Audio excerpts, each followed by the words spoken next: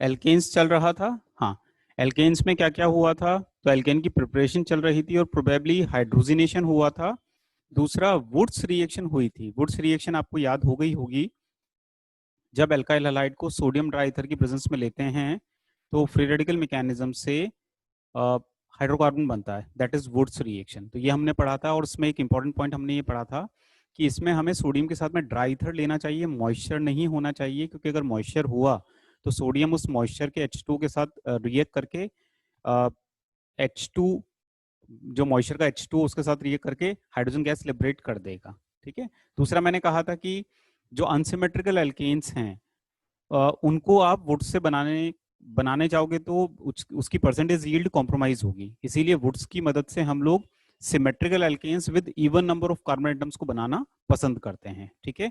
Woods में reactivity का order होता है, जो बॉन्ड इजीली ब्रेक होगा वहां रेडिकल बनना पसंद होगा। तो R I is most reactive, then R B R, then R C L, then R F. इतनी बात हमारी हुई थी शायद। ठीक है, हाँ जी, इतनी बात हमारी हो गई थी। अब इसके आगे मैं कंटिन्यू कर रहा हूं, साथ साथ लिखते जाएंगे। अगला है Kolbe's electrolysis synthesis. Preparation method चल रहा है, तो तीसरा प्रिपरेशन मेथड है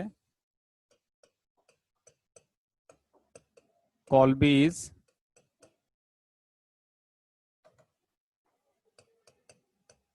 इलेक्ट्रोलिसिस सिंथेसिस। इसको केईएस भी कहा जाता है, KES।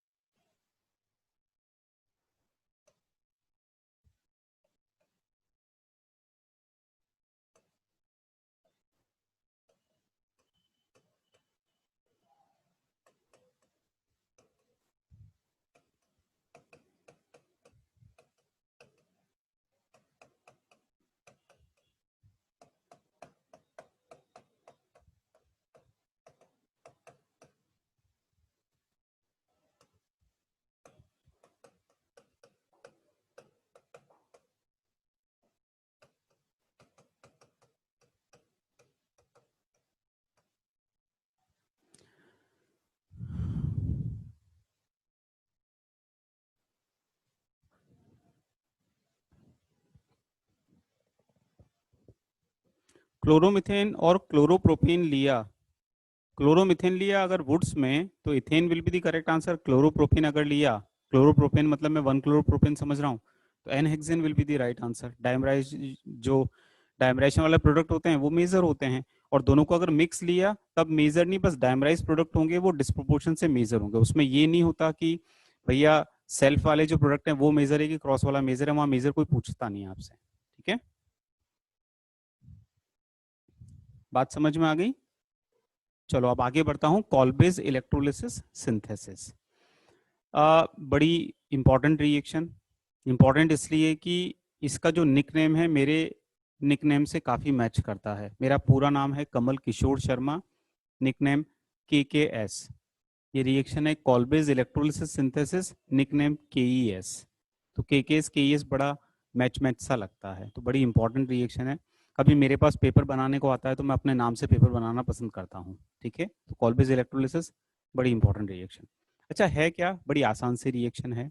आपको करना क्या है, मुझे बताओ, आप लोगों ने इलेक्ट्रोलिसिस नाम कभी 9th-10th में सुना है क्या? इलेक्ट्रोलाइटिक सेल, इलेक्ट्रोलिसिस कैसे, क्या क्या चीज़ें होती है, पढ़ा हुआ है क्या थोड़ा बहुत?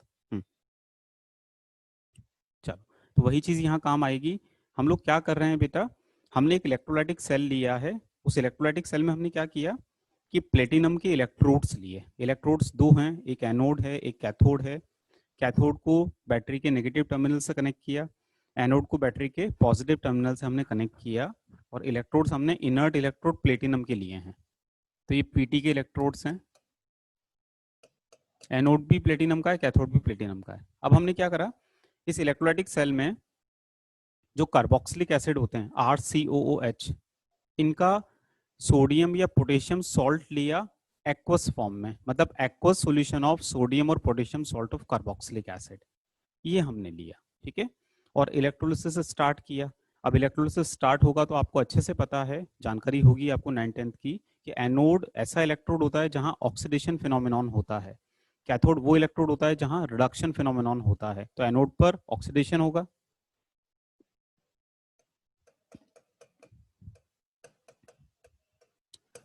कैथोड पर रिडक्शन होगा।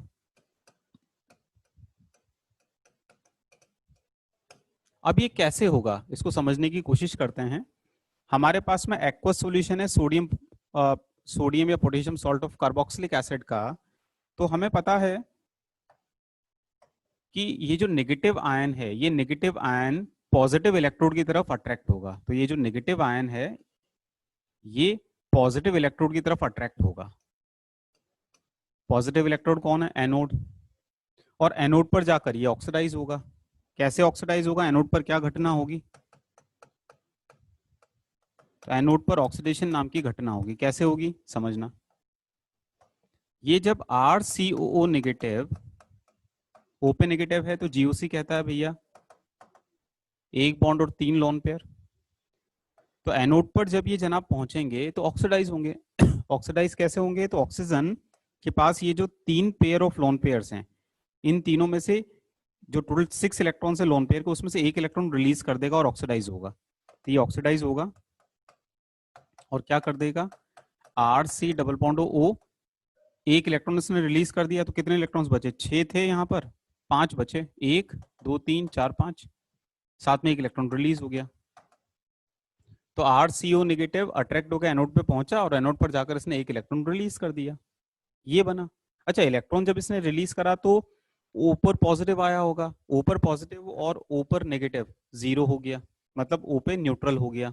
ऑक्सीजन पे कोई चार्ज नहीं है और साथ में वैलेंस शेल में कितने इलेक्ट्रॉन्स दिख रहे हैं आप ध्यान से देखो तो 2 2 4 2 6 और 1 7, मतलब ये neutral species with odd number of वैलेंशियल electrons है और इसी को हम लोग कहते हैं फ्री रेडिकल। मतलब यहाँ पर एनोड पर जब RCO नेगेटिव अट्रैक्ट होके गया तो एनोड पर ऑक्सीडाइज कैसे हुआ? एक इलेक्ट्रॉन रिलीज करा और साथ में क्या बना? ओपर फ्री रेडिकल। अब जैसे ही ओपर फ्री रेडिकल बनता है उसको बहुत बुरा लगता है, ऑक्सीजन बर्दाश्त नहीं कर पाता। मेरा free radical, my self oxygen, मेरा फ्री रेडिकल, मैं दुनिया का अच्छा खासा लालची व्यक्ति, मुझ पर फ्री रेडिकल बर्दाश्त नहीं हो रहा। तो वो क्या, अपने से कनेक्टेड जो कार्बन है उसको धमकाता है। उसको कैसे धमकाता है? उस कार्बन को क्या बोलता है गुस्से में? हे कार्बन, तू तो जानता है माई सेल्फ ऑक्सीजन, दुनिया का इतना बड़ा लालची व्यक्ति, मेरा फ्री रेडिकल, कुछ कर कुछ कर, बॉन्ड बना, अनपेयर्ड ला अनपेयर्ड ला। बेचारा ये कार्बन डर गया और डर के मारे इसने जो पड़ोसी कार्बन है उससे कहा, दोस्त माफ करना, अपन दोनों का ब्रेकअप। तो इन दोनों के बीच के जो इलेक्ट्रॉन डेंसिटी का शेयरिंग था, होमोलिटिक क्लीवेज ब्रेकअप, और वो एक इलेक्ट्रॉन और ये एक इलेक्ट्रॉन मिलके CO2 छू, C डबल बॉन्ड O और साथ में R डॉट। इतिहास की आदत है, इतिहास अपने आप को दोहराता है। तो इतिहास कहता है ससुरा रेडिकल तो कार्बन का बनेगा। देखो इतिहास ने अपने आप को दोहराया, फाइनली रेडिकल ससुरा आर का ही बना। तो इसको हम लोग बोलते हैं फ्रेगमेंटेशन, कि ओ रेडिकल जो बना था ये उसका फ्रेगमेंटेशन हुआ, फ्रेगमेंटेशन से एक नया रेडिकल बना। अच्छा, अब ये भी कोई कम तो है नहीं, इनको भी पता है पीछे पीछे अपने जैसा एक भाई आ रहा होगा, तो ट्वाइस ट्वाइस, तो इनके जैसा एक और भाई, twice twice twice twice twice, और दोनों भाई मिलके गाना गाएंगे, हम बने तुम बने एक दूजे के लिए और इस चक्कर में हाइड्रोकार्बन छू। तो एनोड पर क्या क्या आपको दिखा? एनोड पर आपको दिखेगा एक तो RR, तो अगर एनोड पे मैं प्रोडक्ट की बात करूं तो एनोड पर प्रोडक्ट मिला एक तो RR और दूसरा CO2। ये तो एनोड की घटना। अब बात आती है कैथोड पर क्या घटना होगी? कैथोड पर रिडक्शन होगा। तो कैथोड पर क्या होगा? देखो, रिडक्शन। जब आप लोग थोड़े बड़े हो जाओगे और 12th क्लास में फिजिकल केमिस्ट्री में इलेक्ट्रोकेमिस्ट्री पढ़ोगे, वहां आपको बताया जाएगा कि अगर कभी एक्वस मीडियम है, पानी है, और इनर्ट इलेक्ट्रोड हैं, प्लेटिनम इनर्ट इलेक्ट्रोड, तो एक्वस मीडियम में जो सोडियम और पोटेशियम आयंस होते हैं, एक्वस मीडियम में वो रिड्यूस नहीं होते, इनफैक्ट पानी का रिडक्शन होता है। तो सोडियम का रिडक्शन पोटेंशियल और एक पानी के रिडक्शन पोटेंशियल में पानी का रिडक्शन पोटेंशियल ज्यादा होने की वजह से सोडियम पोटेशियम आयंस पानी के प्रेजेंस में रिड्यूस नहीं होते, कैथोड पर जाकर उनका रिडक्शन नहीं होता है। तो मैंने देखा है कई बार बुक्स में कुछ गड़बड़ क्या लिख देते हैं इस रिएक्शन के लिए कि भाई Na पॉजिटिव जो है वो कैथोड पर जाके रिड्यूस होगा तो इलेक्ट्रॉन कैप्चर करके सोडियम बनाएगा, बट क्योंकि सोडियम पानी में है तो वो पानी से फिर से रिएक्ट करके NaOH और साथ में H2 बना देगा। वो ऐसे लिखते हैं, सरासर गलत। मुझे ये नहीं समझ में आता ससुरा हुआ क्या है। सोडियम +1 से 0 हुआ तो ये समझ में आता है रिडक्शन है, फिर 0 से ससुरा फिर +1 हो गया तो फिर ऑक्सीडेशन हो गया। मतलब ये क्या मजाक क्या लगा रखी है। तो ऐसा नहीं होता है, ऐसा कर मत देना, ठीक है। हमेशा ध्यान रखना, अगर एक्वस मीडियम है, पानी है, तो पानी की प्रेजेंस में सोडियम पोटेशियम आयन केवल पानी पिलाने वाले लोग होंगे, स्पेक्टेटर आयन होंगे, मैच वो नहीं खेल सकते, ठीक है। मैच पानी खेलेगा और पानी रिड्यूस होगा। पानी का रिडक्शन पोटेंशियल सोडियम पोटेशियम से ज्यादा होता है, फिजिकल केमिस्ट्री इलेक्ट्रोकेमिस्ट्री, ठीक है। तो ये कलाकारी नहीं करनी है। तो पानी का रिडक्शन मेनली होगा, और पानी का रिडक्शन अगर होगा तो पानी का रिडक्शन कैसे होगा, पानी में H+ का रिडक्शन होता है और क्या। तो twice of H2, 2 electron gives H2 plus twice of OH negative. तो देखिए H2 लिबरेट हुई, ठीक है। तो कैथोड पर जो प्रोडक्ट मिला वो क्या, H2 लिबरेट हुई। तो हमारे मेन पॉइंट्स क्या क्या हो गए, एनोड पर हमें मिला RR और CO2, कैथोड पर हमें मिला H2 और सॉल्यूशन में NaOH। सही बात है भाई, पानी में H+ का रिडक्शन हो रहा है तो पानी में H आयन कंसंट्रेशन कम होती जा रही है, और अगर H आयन कंसंट्रेशन कम होती जा रही है तो भैया फिर OH negative ion concentration increase होती जाएगी। आयनिक आपने पढ़ा है, HOH का मल्टीप्लिकेशन जो आयनिक प्रोडक्ट होता है वो तो कांस्टेंट होता है। तो अगर H आयन कंसंट्रेशन कंटिन्यूटी में डिक्रीज हो रही है, रिड्यूस हो रही है, तो OH नेगेटिव आयन कंसंट्रेशन बढ़ती ही चली जाएगी। तो जैसे जैसे कोल्बेज इलेक्ट्रोलिसिस सिंथेसिस रिएक्शन प्रोसीड करती है वैसे वैसे सोल्यूशन का पीएच इंक्रीज होता है, ठीक है। तो सोल्यूशन में NaOH फॉर्म्ड, तो pH of solution increases।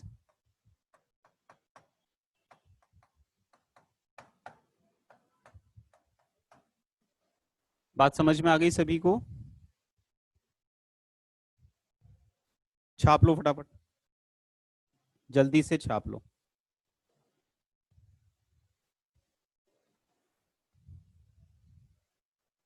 जल्दी से छाप लो।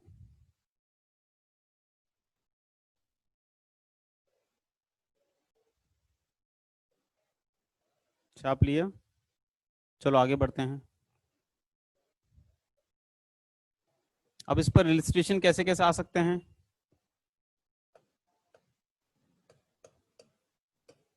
इस पे रुको यार, तुमने छापा तो सही बट यहाँ पर अब अपने को एक बात लिखनी पड़ेगी यहाँ पर इसके बारे में। व्हेन, लिखते जाओ साथ साथ, when aqueous solution of sodium और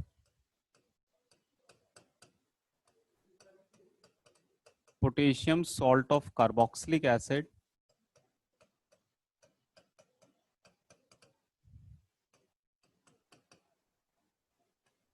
get electrolyzed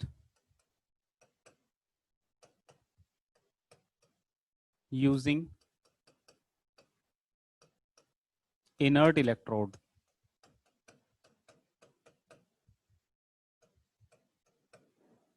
it is known as KES, Kolbe's electrolysis synthesis. ये जरूर लिख लीजिए।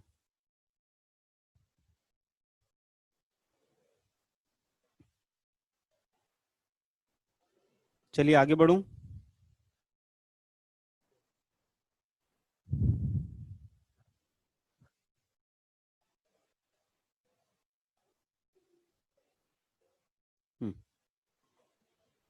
अब इस पे क्वेश्चंस कैसे कैसे आते हैं, तो ऐसा क्वेश्चन आ सकता है, सोडियम एसिटेट है, इसका इलेक्ट्रोलिसिस कर रहे हैं, तो बताइए भैया कौन सा हाइड्रोकार्बन मिलेगा। तो तरीका क्या है बेटा, कुछ नहीं यार, CO2 हटाना, रेडिकल बनाना, और क्या है। तो ये क्या है, CH3 CO2 नेगेटिव है, तो CO2 हटा के रेडिकल क्या बना, CH3 डॉट। अब CH3 डॉट से आंसर क्या आएगा तुम बताओ, मैंने फ्री रेडिकल की जानकारी तुम्हें पहले दी थी, बता सकते हो इसका फाइनल प्रोडक्ट क्या होना चाहिए, इथेन, बिल्कुल। तो अपने को मेनली डायमराइजेशन वाला ही आंसर देना है, तो right answer will be ethane, CH3 CH3। कितना आसान है। Example number 1। एग्जाम्पल नंबर 2, मान लो ससुरा ये है,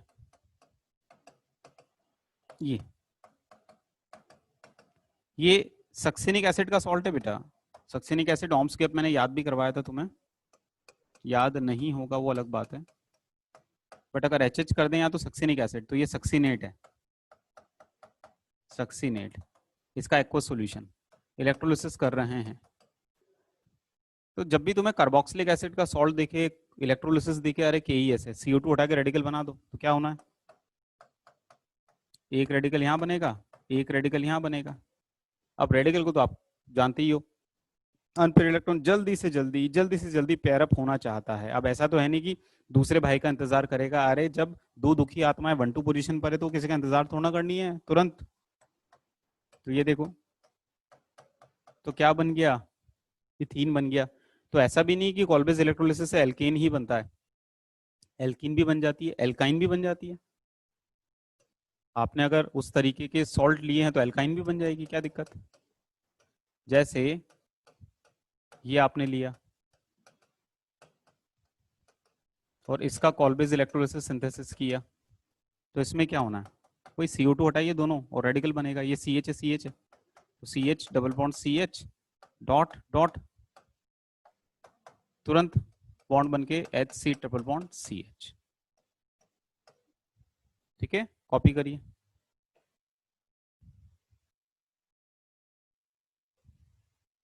नहीं, साइक्लोब्यूटेन नहीं बनेगा बेटा, क्योंकि 1-2 पोजीशन पे अगर रेडिकल है तो वो दूसरे का वेट नहीं करेंगे, तुरंत ही बॉन्ड बना लेंगे। इलेक्ट्रोलिसिस है ना, इसमें कोई रिएजेंट नहीं, इलेक्ट्रोलिसिस प्रोसेस है बस ये तो। हाँ, लास्ट स्लाइड, ये लास्ट स्लाइड, नेक्स्ट ये। ठीक है, आगे बढ़ूं, डन। हाँ, तो ऐसे क्वेश्चंस आते हैं बेटा, है ना। चलो, कॉल्बेज इलेक्ट्रोलिसिस के बाद में अगला आता है कौन सा हो गया, 4th नंबर आएगा प्रिपरेशन का। तो प्रिपरेशन का 4th नंबर है डी कार्बोक्सिलेशन।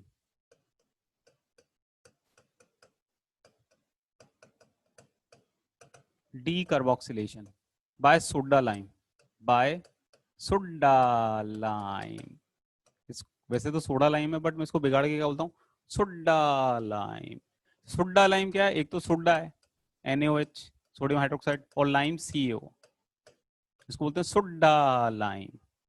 बहुत फेमस रिएक्शन है यार, बहुत फेमस रिएक्शन है। जब कार्बोक्सिलिक एसिड या उनके सॉल्ट को NaOH CO के साथ हीट करते हो तो CO2 छू,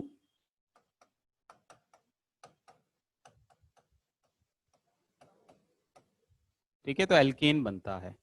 बस ये सीधा ही याद रखना, कुछ है ही नहीं। जैसे मान लो तुमसे पूछा एसिटिक एसिड NaOH CO, सीधे सीधे क्वेश्चन आते हैं बेटा, सीधे सीधे, बस याद होना चाहिए। क्या बनेगा बताओ जरा, CO2 छू, तो क्या बनेगा, मिथेन, मार्श गैस। दलदल में जो बुलबुले निकलते हैं ना जिस गैस के, वो मार्श गैस, मिथेन। जैसे ये आपनो benzoic acid, soda lime, NaOH CO। बताओ, पुरानी जो जेई मेंस होती थी ना उसके क्वेश्चन से ही हैं। क्या बनेगी, बेंजीन, बेंजीन, बेंजीन, तो CO2 चू, बेंजीन। कितना आसान है यार, कितना आसान है। तो सोडा लाइम इंपॉर्टेंट है, KPY में आपके स्कूल एग्जाम में मिल सकता है। ठीक है, तो जब सोडा लाइम देखो तो तुरंत मुंह से निकलना चाहिए CO2 चू। ठीक है, आगे बढ़ूं। अब देखो, ये तो बड़ी सिंपल रिएक्शन है, बट मान लो कभी मूड हो गया कि कुछ क्वेश्चन ऐसा फ्रेम किया जाए जो एडवांस जैसा हो। अब एडवांस में क्या, देखो एडवांस और मेंस में अंतर क्या है, या स्कूल में एडवांस में इसी चीज को पूछने का तरीका थोड़ा सा अच्छा होगा, दिमाग लगता है, दिमाग। तो वो पता है थोड़ा दिमाग कैसे लगवा देंगे, वो एप्लीकेशन पूछते हैं आपसे, इसीलिए एडवांस में थोड़ी ब्यूटी है, एडवांस का एग्जाम इसलिए बड़ा अच्छा होता है। तो वो क्या करेंगे, वो इसको सीधा नहीं पूछेंगे, वो लोग क्या करेंगे, ऐसा पूछ लेंगे कि बताइए ऐसे कितने मोनोकार्बोक्सिलिक एसिड हैं, ये इंटीजर टाइप, ऐसे कितने मोनोकार्बोक्सिलिक एसिड हैं जिनका सोडा लाइम किया जाए तो एन ब्यूटेन बने, लगाओ दिमाग। ये अपना एक भाई तो भैया वो टाइप करके बैठा है, प्रीवियस स्लाइड, प्रीवियस स्लाइड, जब भी मैं इधर आता हूँ खट से प्रीवियस स्लाइड, स्लाइड्स चली गई है ना, अच्छा दिख रहा है।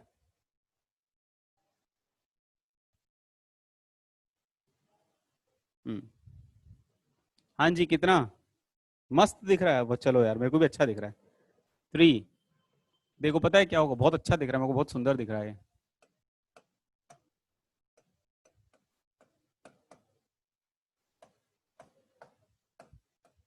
कुछ नहीं करना है यार, COH लगाना है इस स्केलेटन में, टर्मिनल पे लग सकता है, बीच में लग सकता है, तो 2 will be the right answer. 3 कहाँ से आया भाई?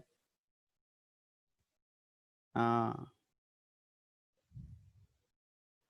ओ लाइट्स आ गई, चलो बात समझ में आ गई। हम्म,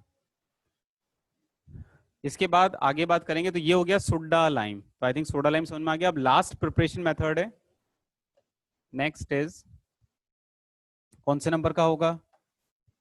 4, 5th नंबर का, सीधा याद ही रखना है, फ्रॉम एल्काइल हैलाइड, रट्टा मारे तो सीधा सीधा RX पे H2 जिंक HCl या जिंक एसिड के साथ हीट करते हो तो RH बनता है प्लस HX, सीधा याद रखना, ठीक है। जैसे CH3Cl पे H2 जिंक HCl तो CH4, इथाइल क्लोराइड पे H2 जिंक HCl तो CH3CH3। तो ये हो गया प्रिपरेशन मेथड खत्म। आगे बढ़ूं, ये 5 कैसे है भाई? अच्छा, 5th नंबर का था, okay okay, preparation method 5th, तो बस ये 5 ही मेथड है बच्चों। तो 5 मेथड कौन कौन से फटाफट रिव्यू कर लेते हैं अपन। एक तो अपना था hydrogenation at alkene and alkyne, दूसरा था वुड्स, तीसरा था soda lime, fourth Kolbe's electrolysis, और फिफ्थ फ्रॉम एल्काइलाइड। ये 5 मेथड एनसीईआरटी में दिए हुए प्रिपरेशन के, ठीक है। Can we move? Okay, 2 minute, ठीक है बच्चा।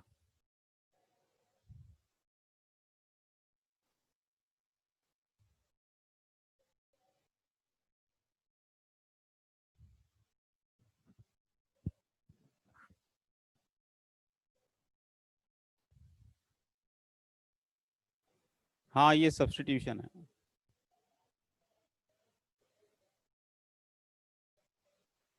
आगे बढ़ता हूं, अब आता है बेटा फिजिकल प्रॉपर्टीज।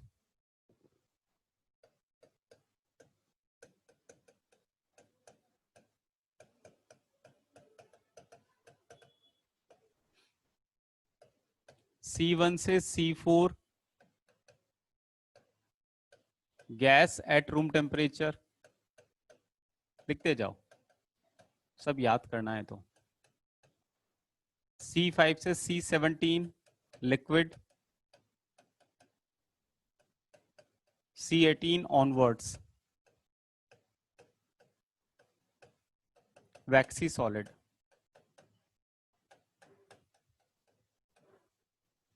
ठीक है ना। अच्छा, बॉइलिंग पॉइंट, ये तो फिजिकल स्टेट हो गई।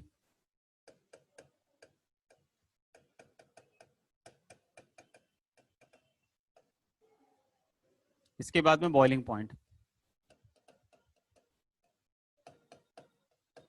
बॉइलिंग पॉइंट में बेटा 2 पॉइंट हैं। First, boiling point proportional to molar weight, और जब आइसोमर्स में कंपेयर करो, in isomers reciprocal to branching,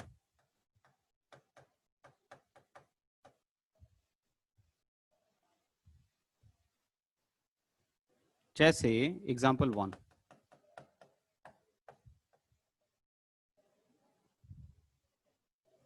यार तुम ये बताओ, तुमने बॉइलिंग पॉइंट केमिकल बॉन्डिंग में डिस्कस हुआ क्या?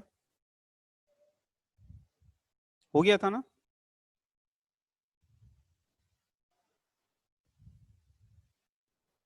अच्छा, इतना नहीं हुआ था, तो मैं समझाऊं क्या फिर? अच्छा, मैं समझाऊं? ओके चलो, फिर मैं थोड़ा पढ़ाना पड़ेगा फिर तो यार मुझे, अगर तुम ऐसा बोल रहे हो तो चलो समझो फिर। बॉइलिंग पॉइंट,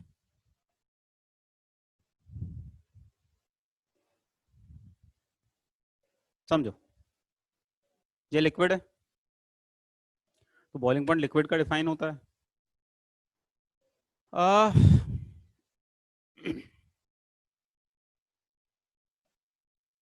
देखो, इवोपरेशन आप लोग सब समझते हो, इवोपरेशन क्या चीज होती है। तो इवोपरेशन क्या चीज होती है उसको समझना, कि ये लिक्विड का बल्क है, ठीक है, जैसे पानी है या कोई भी लिक्विड है, लिक्विड का बल्क है। इवोपरेशन में क्या होता है कि जो लिक्विड के मॉलिक्यूल्स हैं वो अपनी फिजिकल स्टेट चेंज करेंगे, वो लिक्विड स्टेट छोड़ के गैसियस स्टेट में आएंगे, that is known as evaporation. यार एक बात बोलूं, किसी भी मॉलिक्यूल का अपनी लिक्विड स्टेट छोड़ के गैसियस स्टेट में आना इतना आसान है नहीं, इतना आसान नहीं है। हम्म, क्यों आसान नहीं है? ये बिल्कुल वैसा है कि कोई सोचे उसको सन्यासी बनना है, ये बिल्कुल वैसा ही है। सन्यासी बनना है तो अकेले ही जाना होगा, जबकि आपको पता है कि यार हर इंसान सांसारिक मोह माया में उलझा हुआ है। तो इसलिए मैंने कहा कि किसी भी मॉलिक्यूल के लिए अपने लिक्विड स्टेट छोड़ के अकेले वेपर स्टेट में आना, गैसेस स्टेट में आना इतना आसान नहीं होता, क्योंकि जिस लिक्विड के बल्क में वो है, अगर ऊपर आना है, इवोपरेट होना है, तो डेफिनेटली वो बल्क से सरफेस पे आएगा। अब जब सरफेस पे आएगा तो हर एक मॉलिक्यूल की सांसारिक मोह माया तो होगी उस लिक्विड के अंदर, तो बाकी जो लिक्विड के मॉलिक्यूल हैं उसके साथ फोर्स ऑफ अट्रैक्शन तो है ही। तो जब वो ऊपर जाने की कोशिश करेगा तो वो टांग पकड़ के खींचेंगे। अच्छा, दूसरा, मान लो नहीं, उसने डिसाइड कर लिया कि मेरे को सन्यासी बनना है, पहली बात तो हर एक के बूते की बात नहीं है कि भैया वो उठ पाए, सरफेस से आके उठ जाए। इसको तुम ऐसे भी समझ सकते हो कि तुम लोग फिजिकल केमिस्ट्री में गैसेस स्टेट में मैक्सवेल डिस्ट्रीब्यूशन कर्व पढ़ते हो, मैं हल्का सा मैं उसको बता देता हूँ तुम्हें। मैक्सवेल का यहाँ पर आता फ्रैक्शन ऑफ मॉलिक्यूल, पूरा नहीं लिख रहा, फ्रैक्शन ऑफ मॉलिक्यूल, और यहाँ आती है वेलोसिटी। तो T1 टेम्परेचर पे ग्राफ ये होता है और T2 टेम्परेचर पे ग्राफ ऐसा होता है, आप पढ़ते हो। तो यहाँ पर आप इसके इंटरप्रिटेशंस क्या लेते हो कि यार अगर इस कमरे में मान लो 100 गैस के मॉलिक्यूल हैं और T1 टेम्परेचर है, तो उस T1 टेम्परेचर पर अगर 100 गैस के मॉलिक्यूल है तो ज्यादातर गैस के मॉलिक्यूल की जो वेलोसिटी होगी that is known as most probable velocity. तो मोस्ट प्रोबेबल वेलोसिटी वो वेलोसिटी होती है जिसके कॉरस्पॉन्डिंग मोल फ्रैक्शन हाईएस्ट होता है। तो ये वो वेलोसिटी होती है जिसके कॉरस्पॉन्डिंग मोल फ्रैक्शन हाईएस्ट होता है, तो T1 टेम्परेचर की मोस्ट प्रोबेबल वेलोसिटी ये रही। अच्छा, मैक्सवेल ने कहा था कि इस T1 टेम्परेचर पे बहुत ज्यादा वेलोसिटी रखने वाले मॉलिक्यूल का फ्रैक्शन कम है, बहुत ज्यादा वेलोसिटी रखने वाले मॉलिक्यूल का फ्रैक्शन कम है। बहुत ज्यादा वेलोसिटी मान लो 25 मीटर पर सेकंड, बहुत ज्यादा है, तो 25 मीटर पर सेकंड बहुत ज्यादा वेलोसिटी रखने वाले मॉलिक्यूल का फ्रैक्शन कम है, देखो थोड़े से ही है, थोड़े से ही है। तो मान लो T1 टेम्परेचर पे 100 में से 5 ही मॉलिक्यूल ऐसे हैं जो 25 मीटर पर सेकंड की स्पीड बहुत ज्यादा वेलोसिटी से भाग रहे हैं, बहुत ज्यादा काइनेटिक एनर्जी के साथ भाग रहे हैं। अब मान लो आपने इस कमरे में टेम्परेचर बढ़ा दिया, हायर टेम्परेचर T2 कर दिया। अब अगर आप यहाँ कमरे में टेम्परेचर बढ़ाओगे तो डेफिनेटली जो भी मॉलिक्यूल्स के पास जो भी काइनेटिक एनर्जी है, सबकी काइनेटिक एनर्जी इंक्रीज होगी, तो सबकी वेलोसिटी इंक्रीज होगी, तो ग्राफ शिफ्ट होता है। तो ग्राफ T1 का ये, तो T2 का ये ग्राफ है। उसमें अगर मैं कहूँ कि T2 टेम्परेचर पर 25 मीटर पर सेकंड या उससे ज्यादा वेलोसिटी वाले मॉलिक्यूल का फ्रैक्शन कितना है, तो देखिए पहले 25 मीटर या उससे ज्यादा वाला फ्रैक्शन इतना सा था। अगर T2 टेम्परेचर पे देखें तो आज वो T2 टेम्परेचर पे फ्रैक्शन 25 मीटर पर सेकंड या उससे ज्यादा वाला फ्रैक्शन बढ़ गया। ये सारी चीजें लिक्विड के लिए भी एप्लीकेबल होती है। लिक्विड में भी जो मॉलिक्यूल्स हैं वो तेजी से भाग रहे हैं, अलग अलग वेलोसिटी वाले मॉलिक्यूल हैं लिक्विड के। कौन सा मॉलिक्यूल गैसियस फॉर्म में उठ पाएगा? जिसमें जज्बा होगा, बहुत ज्यादा काइनेटिक एनर्जी होगी। सारे के सारे मॉलिक्यूल नहीं उठ सकते, क्योंकि अगर उसको गैसेस स्टेट में जाना है तो उसको करना क्या क्या, आप समझिए करना क्या क्या है। एक तो सांसारिक मोह माया जो है ना, उसके अगेंस्ट जाना पड़ेगा। सरफेस से उठने की कोशिश करेगा, बाकी मॉलिक्यूल झूम जाएंगे, तुसी कहां जा रहे हो, तुसी ना जाओ। और मान लो ससुरा उठ भी गया तो भी आसान नहीं है। एक और चीज, एक्सटर्नल जो एयर है, एयर का भी तो प्रेशर सरफेस पे लग रहा है, उसके अगेंस्ट भी उठना है। इसीलिए कहते हैं भैया कि सन्यासी बनना आसान चीज नहीं होती। सांसारिक मोह माया का त्याग करना, समाज का जो प्रेशर लग रहा है उसके अगेंस्ट उठना पड़ता है, तब तब जाकर सन्यासी बनता है। इसीलिए इवोपरेशन भी मजाक नहीं है। अगर किसी को इवोपरेट होना है, अपनी अगर फिजिकल स्टेट चेंज करनी है, लिक्विड से गैसेस स्टेट में आना है, तो उसको ये सांसारिक मोह माया, बाकी मॉलिक्यूल जो पकड़ के खींच रहे हैं, फोर्स ऑफ अट्रैक्शन, उसके अगेंस्ट जाना, एक्सटर्नल जो एयर का प्रेशर है सरफेस पे जो लग रहा है, डाउनवर्ड काम कर रहा है, उसके अगेंस्ट जाना। भैया इतना सब करने के लिए बहुत ज्यादा काइनेटिक एनर्जी चाहिए। सपोज 25 मीटर पर सेकंड या उससे ज्यादा काइनेटिक एनर्जी वाले जो मॉलिक्यूल्स होंगे, उन्हीं में ये जज्बा होगा, वही ये काम कर सकते हैं। उससे छोटे नीचे वाले तो कर ही नहीं सकते, उठ ही नहीं सकते। इसका मतलब अगर T1 टेम्परेचर पे ये लिक्विड है सपोज, तो T1 टेम्परेचर पे अगर 100 लिक्विड मॉलिक्यूल है, तो ये जज्बा केवल 5 लिक्विड मॉलिक्यूल के पास है बस। अब होगा क्या? वो ससुरे 5 उठेंगे, फिर उनका एयर के पार्टिकल्स के साथ में इनएलास्टिक कॉलिजन होगा, तो काइनेटिक एनर्जी का लॉस भी होगा। तो ससुरे उठे 5, फिर बैठ जाएंगे। तो धीरे से क्या होगा, रेट ऑफ इवोपरेशन और रेट ऑफ कंडेंसेशन इक्वेट हो जाएगी, इक्विलिब्रियम आ जाएगा। जब ये इक्विलिब्रियम आता है तब हम लोग वेपर प्रेशर को डिफाइन करते हैं। और डिफाइन कैसे करते हैं कि जब rate of evaporation rate of condensation equate हो गई, इक्विलिब्रियम आ गया, इस इक्विलिब्रियम पर force per unit area exerted by vapour molecule on the surface of liquid is known as vapour pressure. यार सही तो बोल रहा हूं ना? हम्म। अरे ये सब तो पढ़ा है ना गैसीय स्टेट में। हाँ, अब समझो। मान लो आपने क्या करा, लिक्विड का टेम्परेचर बढ़ा दिया।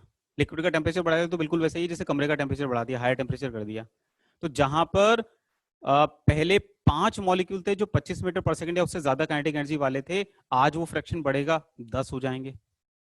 तो अगर T1 टेम्परेचर पे लिक्विड था, 5 की वजह से वेपर प्रेशर था, हायर टेम्परेचर T2 पर 10 की वजह से वेपर प्रेशर होगा, और टेम्परेचर बढ़ाओ 15 की वजह से, 20 की वजह से। तो मतलब धीरे धीरे क्या होगा, वेपर प्रेशर की वैल्यू, क्योंकि उठने वाले मॉलिक्यूल्स का नंबर बढ़ेगा तो बैठने वाले मॉलिक्यूल्स का नंबर भी बढ़ेगा। तो यहाँ पर अगर मॉलिक्यूल्स का नंबर बढ़ेगा तो ज्यादा वेपर प्रेशर एक्सर्ट होगा। इसका मतलब लिक्विड का टेम्परेचर बढ़ाते जाओगे तो उसके वेपर प्रेशर की वैल्यू भी बढ़ती जाएगी। लेकिन there is a difference between evaporation and boiling. जैसे हम लोग कहते हैं ना, पानी का बॉइलिंग पॉइंट 100 डिग्री सेल्सियस है, बट इवोपरेशन तो हर टेम्परेचर पे होता है। तो what is the difference between evaporation and boiling point? Boiling point से जब तक टेम्परेचर लिक्विड का कम है, तब तक वेपर प्रेशर जो यहाँ एक्सर्ट हो रहा है, टेम्परेचर बढ़ाने के साथ वेपर प्रेशर की वैल्यू जो बढ़ रही है, ये वेपर प्रेशर एटमॉस्फेरिक प्रेशर से हर वक्त कम है। आप पानी का टेम्परेचर, लिक्विड का टेम्परेचर बढ़ाते जाओ बढ़ाते जाओ बढ़ाते जाओ, तो इसका वेपर प्रेशर बढ़ता जाएगा बढ़ता जाएगा बढ़ता जाएगा, लेकिन जब तक बॉइलिंग पॉइंट अचीव नहीं हुआ तब तक इसका वेपर प्रेशर एटमॉस्फेरिक प्रेशर से कम है। जैसे ही लिक्विड का टेम्परेचर बढ़ाते बढ़ाते बढ़ाते बढ़ाते बॉइलिंग पॉइंट पे आप आ गए, that boiling point is the temperature of liquid when its vapor pressure become equals to atmospheric pressure. That is the meaning of boiling point. इसीलिए बॉइलिंग पॉइंट को हम लोग डिफाइन कैसे करते हैं? Boiling point is a temperature of liquid at which its vapour pressure become equals to atmospheric pressure, is known as a boiling point of liquid. अच्छा, हम लोग कहते हैं पानी का नॉर्मल बॉइलिंग पॉइंट। जब हम टर्म बोलते हैं ना नॉर्मल बॉइलिंग पॉइंट, इसका मतलब एक्सटर्नल प्रेशर 1 atm डिफाइन हो गया। वैसे तो देखो यार, किसी भी लिक्विड का जो बॉइलिंग पॉइंट है वो किस पे डिपेंड करेगा? एक्सटर्नल प्रेशर पे डिपेंड करेगा। एक्सटर्नल प्रेशर अगर वेरी करोगे तो भैया बॉइलिंग पॉइंट वेरी करेगा। तो पानी का बॉइलिंग पॉइंट 100 डिग्री सेल्सियस आपके हमारे घरों में नहीं है। भैया 100 डिग्री सेल्सियस वहां है जहां एटमॉस्फेरिक प्रेशर 1 atm है। अरे वो तो सी लेवल पर है, हमारे आपके घरों में थोड़ा है। हम तो हाइट पर बैठे हुए हैं, और ऊपर से अगर हाइट पे बैठे हुए और उसमें भी अगर ऊपर सेकंड फ्लोर थर्ड फ्लोर पे अगर पानी गर्म करें तो और ज्यादा हाइट पर है। तो हाइट पर तो एयर की डेंसिटी कम है, तो एटमॉस्फेरिक प्रेशर 1 atm थोड़ा ना उससे कम है, तो वहां पर पानी का बॉइलिंग पॉइंट 100 नहीं होता है। तो किसी भी लिक्विड का जो बॉइलिंग पॉइंट होता है वो एक्सटर्नल प्रेशर पे डिपेंड करता है। इसीलिए याद है वो प्रेशर कुकर में सब्जी जल्दी पक जाती है, क्यों पक जाती है? क्योंकि प्रेशर कुकर में जो सब्जी जिस पानी में है उस पानी पर एक्सटर्नल प्रेशर 1 atm से ज्यादा होता है, और अगर 1 atm से ज्यादा प्रेशर है उस पानी में तो पानी का वहां जो बॉइलिंग पॉइंट है वो 100 नहीं, उससे ज्यादा होता है, मतलब 140 150 डिग्री सेल्सियस के आसपास टेम्परेचर होता है उस पानी का जिसमें सब्जी है, इसीलिए वो जल्दी सीज जाती है। तो ये सब फिजिकल की बातें हैं। खैर, तो मैं बस ये बताना चाह रहा था तुम्हें कि यार बॉइलिंग पॉइंट क्या होता है। बॉइलिंग पॉइंट किसी भी लिक्विड का वो टेम्परेचर होता है जब इसका वेपर प्रेशर उसके एटमॉस्फेरिक प्रेशर के इक्वल हो जाए, एक चीज। दूसरा, बॉइलिंग पॉइंट किन बातों पे डिपेंड करता है? तो फिजिकल केमिस्ट्री के लिहाज से वो डिपेंड करता है एक्सटर्नल प्रेशर पे, उस लिक्विड की सरफेस पर कितना एक्सटर्नल प्रेशर लग रहा है। और हमारी जो ऑर्गेनिक केमिस्ट्री वाले लोग हैं उनकी नजरें एक्सटर्नल प्रेशर पे नहीं होती, हम लोग तो सांसारिक मोह माया में उलझने वाले लोग हैं। तो हमारा पॉइंट ऑफ इंटरेस्ट पता है क्या होता है? सांसारिक मोह माया। डेफिनेटली सांसारिक मोह माया भी भैया बॉइलिंग को अफेक्ट करेगा। आप इसको ऐसे समझो कि मान लो यहाँ पर अभी आपकी क्लास है सपोज, ठीक है, तो यहाँ पर एक मैं कहूंगा मोटे तौर पे 3 डिविजन्स हैं, एक डिवीजन, 2 डिवीजन, तीसरा डिवीजन। तो कुछ बच्चों का ग्रुप यहाँ बैठा है, कुछ यहाँ बैठा है, कुछ यहाँ बैठा है। इसको अपन ऐसे मान लेते हैं कि इधर वाले जो बच्चे हैं एक एक्सट्रीम राइट, मेरे एकदम राइट वाले बच्चे, ये पूरा ग्रुप जो है ये मान लो एन हेक्सेन का ग्रुप है, एन हेक्सेन के मॉलिक्यूल्स है, एन हेक्सेन का लिक्विड है सपोज, एन हेक्सेन। ये जो हैं इनको मान लेते हैं ईथर, और इनको मान लेते हैं पानी, ये पानी का ग्रुप बैठा हुआ है। अब मुझे कंपेयर करना भैया बॉइलिंग पॉइंट किस में ज्यादा किस में कम। तो यार बॉइलिंग पॉइंट किस पे डिपेंड करना है? बॉइलिंग पॉइंट सांसारिक मोहमाया पे डिपेंड करना है। सांसारिक मोहमाया ज्यादा होगी तो भैया मॉलिक्यूल को लिक्विड स्टेट छोड़ने में दिक्कत होगी, अगर छोड़ना चाहता है तो ज्यादा एनर्जी देनी पड़ेगी, बॉइलिंग पॉइंट ज्यादा होगा। लेकिन सांसारिक मोहमाया का जन्म कहाँ होता है? सांसारिक मोहमाया होती क्यों है? अगर आप बारीकी में जाओगे तो सांसारिक मोहमाया का जन्म मन से रिलेटेड है, दिल से रिलेटेड है। दिल मतलब क्या? डाइपोल, क्योंकि दिल तो लफड़े करता है, लफड़े कहाँ होते हैं? डाइपोल। इसका मतलब अगर कहीं पर मॉलिक्यूल में डाइपोल है, परमानेंट डाइपोल है, ओ डाइपोल है तो लफड़े होंगे, डाइपोल डाइपोल लफड़े होंगे। तो आप देखिए एन हेक्सेन, एन हेक्सेन तो नॉन पोलर है, तो एन हेक्सेन के मॉलिक्यूल्स जो हैं उनमें आपस में नॉन पोलर मॉलिक्यूल्स में क्या होता है? इंड्यूस डाइपोल अट्रैक्शन, तो वहां पर फोर्स ऑफ अट्रैक्शन होगा मॉलिक्यूल के बीच में, इंड्यूस डाइपोल। ईथर में अगर देखो तो ईथर के मॉलिक्यूल्स में परमानेंट डाइपोल है, बिल्कुल है, तो यहाँ पर डाइपोल इंटरेक्शन होगा। और पानी के मॉलिक्यूल में न केवल डाइपोल है, वहां पर तो हाइड्रोजन बॉन्डिंग है इंटरमॉलिक्यूलर। तो जब एन हेक्सेन के लिक्विड के बल्क में से कोई एन हेक्सेन का मॉलिक्यूल वेपर स्टेट में आना चाहेगा तो बाकी लोगों को बहुत ज्यादा फर्क नहीं पड़ेगा, क्योंकि यहाँ पर मॉलिक्यूल्स के बीच में फोर्स ऑफ अट्रैक्शन क्या है? Induce dipole, London forces, dispersion forces, ससुरे। बस इतना सा पूछेंगे, तुसी जा रहे हो? ठीक है।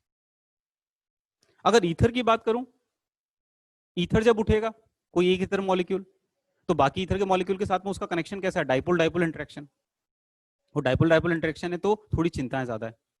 तुसी जा रहे हो, वापस आओगे ना? और पानी, अरे पानी में जब एक वाटर मॉलिक्यूल गैसेस फेज में आएगा बाकी तो लटूम जाएंगे, झूल जाएंगे। तुसी ना जाओ, तुसी ना जाओ। तुम्हें समझ में आ रहा है? मैं थोड़ा इमोशनल हो रहा हूं।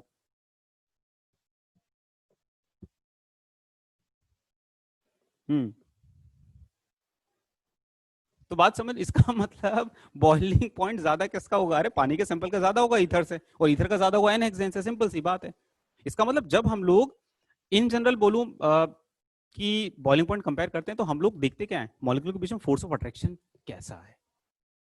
हाइड्रोजन बॉन्डिंग तो नहीं, हाइड्रोजन बॉन्डिंग बच्चे का प्यार, बच्चा तो लटूम जाएगा। तुसी ना जाओ, तुसी जाके बताओ, ठीक है। चलो, अब एल्केन में हम लोग बेसिकली बॉइलिंग पॉइंट कंपेयर कर रहे थे। देखो एल्केन्स तो अपने एन हेक्सेन टाइप की चीजें, तो एल्केन्स तो नॉन पोलर होती हैं, वेंडोल फोर्स ऑफ अट्रैक्शन होते हैं। तो आपको केमिकल बॉन्डिंग में पढ़ाते हैं कि वेंडोल फोर्स ऑफ अट्रैक्शन जो होता है वो एरिया ऑफ कॉन्टैक्ट पे डिपेंड करता है, क्योंकि उनमें इंड्यूस डाइपोल है, तो जितना ज्यादा एरिया ऑफ कॉन्टैक्ट होगा उतना ज्यादा बॉइलिंग पॉइंट होगा, जितना ज्यादा एरिया ऑफ कॉन्टैक्ट होगा उतना वेंडोल फोर्स की स्ट्रेंथ होगी, उतना ज्यादा बॉइलिंग पॉइंट होगा। और एरिया ऑफ कॉन्टैक्ट किस पे डिपेंड करता है? नंबर ऑफ CH2 पे। जितने ज्यादा कार्बन होंगे मतलब उतना ज्यादा मोलर मास होगा, जितना ज्यादा मोलर मास होगा उतना van der Waals force of attraction होगा, उतना ज्यादा बॉइलिंग पॉइंट होगा। बात समझ में आई? पहला पॉइंट क्या लिखा था मैंने? हम्म, ठीक है, चलो। तो इसीलिए बॉइलिंग पॉइंट में हम लोग पहले क्या देखते हैं, एल्केन्स में अगर बात कर रहे हैं तो पहले मोलर मास हम लोग चेक करते हैं, higher the molar mass higher the boiling point. अच्छा, आइसोमर्स में ब्रांचिंग के रेसिप्रोकल क्यों बोला? जैसे ये है एन पेंटेन, एक second, n pentane, isopentane, neopentane, मान लो ऐसा है, इनमें बॉइलिंग पॉइंट कंपेयर करना है। ये तो सारे के सारे पहले मोलर मास चेक करिए, बट मोलर मास तो सबका सेम है क्योंकि आइसोमर्स है। तो आइसोमर्स में मैंने लिखा है as branching increases boiling point decreases. तो as branching increases boiling point decreases, but मैंने ऐसा लिखा क्यों, कारण क्या है? तो उसको ऐसे समझिए, अगर एन पेंटेन है, एन एल्केन है, लीनियर एल्केन है, तो एन पेंटेन आप ऐसा मान लो, ये स्टाइलस जैसा या पेन या मार्कर जैसा मान लो, ऐसा। तो एक एन पेंटेन, दूसरा एन पेंटेन ऐसा होगा, तीसरा एन पेंटेन भी ऐसा होगा। तो इनमें एरिया ऑफ कॉन्टेक्ट देखो कितनी जगह वो मॉलिक्यूल्स कॉन्टेक्ट में आ रहे हैं। अच्छा, इसकी जगह जब ब्रांचिंग आप करते हो तो जैसे जैसे मॉलिक्यूल में ब्रांचिंग होती है वैसे वैसे मॉलिक्यूल स्फेरिकल शेप का हो जाता है, जस्ट लाइक टेनिस बॉल। अगर मैं तुमसे कहूं कि दो बॉल पेन और दो टेनिस की बॉल को आप कॉन्टेक्ट में लेके आइए, आप बता सकते हैं एरिया ऑफ कॉन्टेक्ट ज्यादा कहाँ होगा, दो बॉल पेन में कि दो टेनिस की बॉल में? बॉल पेन में। तो बॉल पेन में तो इसीलिए अगर एन एल्केन से, लीनियर एल्केन से, अनब्रांच्ड एल्केन से, तो वहां पर मॉलिक्यूल्स के बीच में एरिया ऑफ कॉन्टेक्ट ज्यादा होगा, वैन डर फोर्स की स्ट्रेंथ ज्यादा होगी, बॉइलिंग पॉइंट ज्यादा होगा। As branching increases molecule become spherical in shape, just like tennis ball. तो area of contact decreases, strength of van der force decreases, boiling point decreases. ठीक है, I think अब समझ में आ गया सभी को। चलिए छाप लीजिए। अरे यार सीधा सीधा बता देता, जबरदस्ती इतनी रामायण सुना दी, मैक्सवेल और फलाना और ढीगरा, अरे सीधा कर लेना, ऐसे डायरेक्टली बोल देता बॉइलिंग पॉइंट मोलर मास के प्रोपोर्शनल, आइसोमर हो तो ये देख लेना, बट मजा नहीं आता। ठीक है, तो जिनको नहीं समझ में आया उनके लिए अंतिम सत्य ये है। तो जिनको नहीं समझ में आया उनके लिए अंतिम सत्य क्या है बेटा, पहले मोलर वेट देख लियो, ठीक है, और आइसोमर में ये देख लियो, बात खत्म। क्वेश्चन तो तेरे हो जाएंगे ना, क्या करना कंसेप्ट का हो, नहीं समझ में आया तो इट्स ओके, टेंशन नहीं लेना, बस जो हमें नहीं आता एग्जाम में नहीं आता।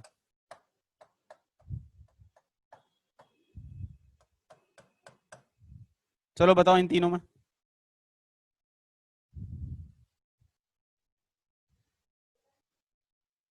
हम्म,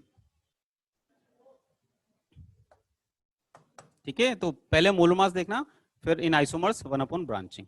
आगे बढ़े, क्वेश्चन नोट कर लो, आगे बढ़ते हैं।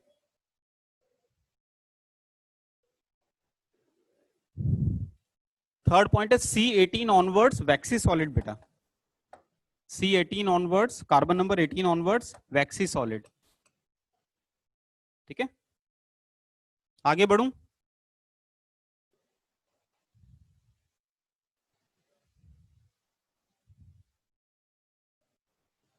चलो आगे बढ़ते हैं।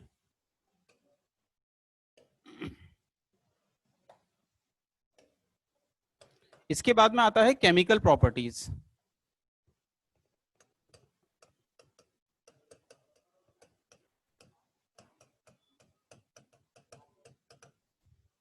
नेक्स्ट है केमिकल प्रॉपर्टीज, इसमें सबसे पहले है फोटो हेलोजिनेशन।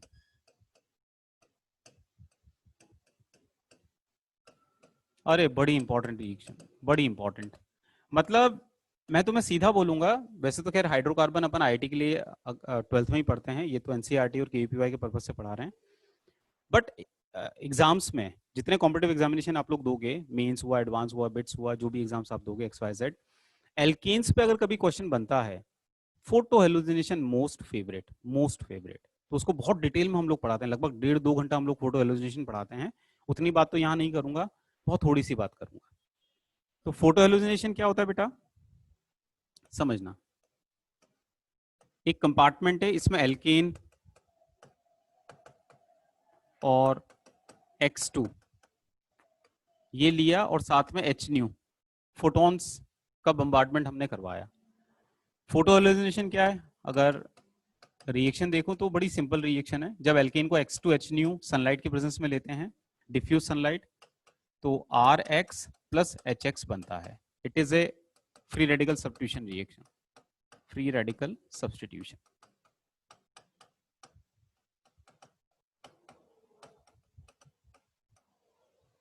बट ये रिएक्शन होती कैसे है, इस पर क्वेश्चंस कैसे कैसे आते हैं. क्वेश्चंस कैसे आते हैं वो तो बड़ा आसान है. क्वेश्चन तो हम लोग ऑलरेडी कर चुके हैं. एग्जांपल नंबर 1, जैसे एन ब्यूटेन है, इस पर Cl2H न्यू, कितने मोनोक्लोरो बनेंगे भैया, मोनो क्लोरो प्रोडक्ट कितने बनेंगे, मान लो ये पूछा है. बस इसका एप्लीकेशन, H हटा के X लगाना, करना क्या है, तो इसमें H हटा के एक X लगाना है, एक Cl लगाना है. बताओ कितने चांसेस हैं. एक टाइप का क्वेश्चन तो ऐसा आएगा.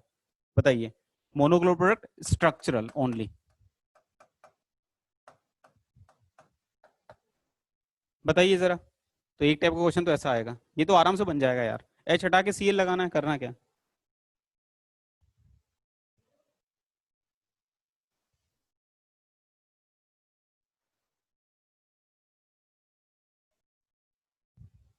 हम्म. तो क्या क्या बनेगा, ये और ये. ठीक है, चलो. तो एक टाइप का क्वेश्चन तो ऐसा आता है. दूसरे टाइप का क्वेश्चन आता है इसमें परसेंटेज यील्ड का, बट वो सब बातें 12th में, अभी कुछ नहीं. अभी तो सिंपल सा क्या, इसका मैकेनिज्म क्या है वो समझो कि ये होता कैसे है, मैकेनिज्म क्या है. तो ध्यान देना जरा, मैकेनिज्म क्या है. ये जो रिएक्शन होती है ना बेटा, फ्री रेडिकल सब्स्टिट्यूशन, ये वाला, ये 3 स्टेप्स में होती है. तो इसकी 3 स्टेप्स होती है, कौन कौन सी. तो फोटो हेलोजिनेशन की स्टेप्स,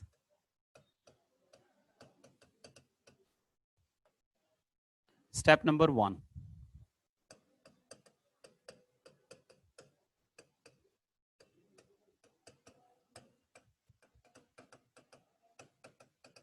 चेन इनिशिएशन.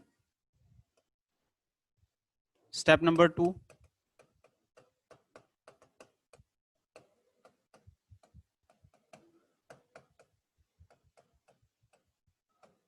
प्रोपगेशन. और स्टेप नंबर 3, टर्मिनेशन.